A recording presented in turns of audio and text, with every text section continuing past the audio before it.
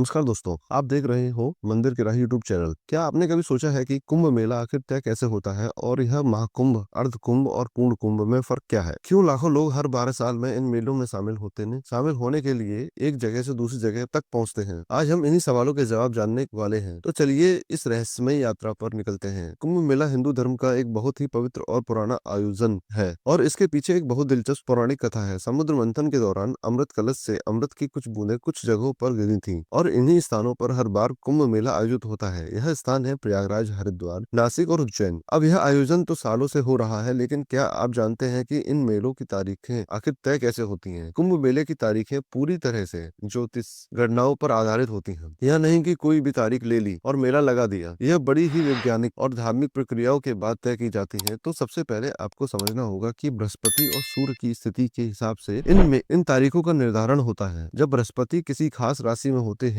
और सूर्य किसी खास राशि में होते हैं तो उस साल कुंभ मेला आयोजित किया जाता है। और यह गणनाएं कुछ इस तरह होती हैं। जब बृहस्पति ग्रह वृष राशि में हो और इस दौरान सूर्य मकर राशि में आते हो तो कुंभ मेले का आयोजन प्रयागराज में होता है। वहीं जब बृहस्पति कुंभ राशि में हो और उस दौरान सूर्य मेष राशि में गोचर करते हैं तब यह मेला हरिद्वार में आयोजित किया जाता है। इसके अलावा जब सूर्य और बृहस्पति सिंह राशि में गोचर करते हैं तो कुंभ नासिक में आयोजित होता है। ऐसे ही जब बृहस्पति ग्रह सिंह राशि में और सूर्य मेष राशि में हो तो कुंभ मेला का आयोजन उज्जैन में होता है। अब बात करते हैं आखिर अर्ध कुंभ, पूर्ण कुंभ और महाकुंभ में क्या अंतर है। दरअसल यह तीनों एक जैसे दिखते हैं, लेकिन इनमें बहुत बड़ा अंतर है। सबसे पहले अर्ध कुंभ की बात करते हैं। यह मेला हर 6 साल में होता है और 2 स्थानों पर आयोजित होता है, हरिद्वार और प्रयागराज। अगर आप इसे थोड़ा और आसान तरीके से समझें तो यह पूर्ण कुंभ का आधा चक्र है, मतलब एक तरह से यह कुंभ का छोटा भाई है। अब पूर्ण कुंभ मेला की बात करें तो यह हर 12 साल में 4 स्थानों पर बारी बारी से आयोजित होता है। यह वह वक्त होता है जब बृहस्पति और सूर्य की स्थिति ऐसी होती है कि पूरा मेला आयोजित करना जरूरी होता है। लेकिन जो सबसे खास होता है वह है महाकुंभ मेला। इसे कहते हैं कुंभ मेलों का राजा, क्योंकि यह मेला हर 144 साल में एक बार होता है और यह सिर्फ प्रयागराज में ही होता है। यह महाकुंभ एक विशाल धार्मिक और आध्यात्मिक आयोजन होता है जहाँ लाखों करोड़ों भक्त एक साथ इकट्ठा होते हैं। इस महाकुंभ की विशेषता यह है कि इसे पूरी मानवता के पापों से मुक्ति पाने और मोक्ष की प्राप्ति के रूप में देखा जाता है। लेकिन कुंभ मेला सिर्फ धार्मिक आयोजन ही नहीं है, यह भारतीय समाज और संस्कृति का एक जीवंत उदाहरण है। लाखों करोड़ों श्रद्धालु इसमें शामिल होने के लिए दूर दूर से आते हैं और यहाँ सिर्फ स्नान ही नहीं बल्कि धार्मिक प्रवचन, कथा वाचन, योग शिविर और भजन संध्या जैसे आयोजनों से वातावरण और भी पवित्र बन जाता है। कुंभ मेला न सिर्फ धार्मिक बल्कि सांस्कृतिक और सामाजिक दृष्टि से भी एक बड़ा आयोजन है। यहाँ अखाड़े अपनी ताकत और संतों के बीच परंपराओं का आदान प्रदान करते हैं। यह समाज की एकता और भाईचारे का प्रतीक बनता है। तो अब आप जान चुके हैं कि कुंभ मेला क्या है, इसके मेलों की तारीखें कैसे तय होती हैं और अर्ध कुंभ, पूर्ण कुंभ और महाकुंभ में क्या फर्क है। अगली बार जब आप कुंभ मेला जाएं तो इस आयोजन के पीछे की पौराणिक कथाओं, ज्योतिषीय गणनाओं और सांस्कृतिक महत्व को जरूर महसूस करें। अगर आपको यह वीडियो पसंद आया हो तो हमारे चैनल मंदिर के राही को सब्सक्राइब करना ना भूलें और हाँ, इस जानकारी को अपने दोस्तों के साथ जरूर शेयर करें। जय श्री राम दोस्तों।